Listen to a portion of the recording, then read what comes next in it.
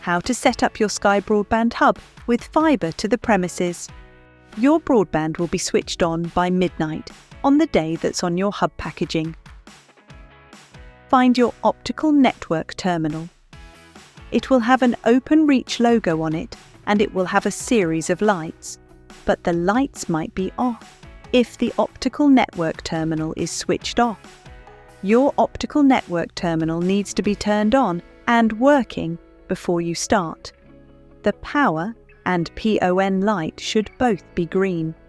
Plug the yellow end of the black Ethernet cable into the Ethernet port on the Optical Network Terminal. This is usually port 1, or the port you usually use if you're moving from another broadband provider. Then plug the other yellow end into the port marked 4 on the back of your hub. It has WAN written above it in red. Plug the same cable that comes with your home phone into the phone port of your hub, and then the power cable.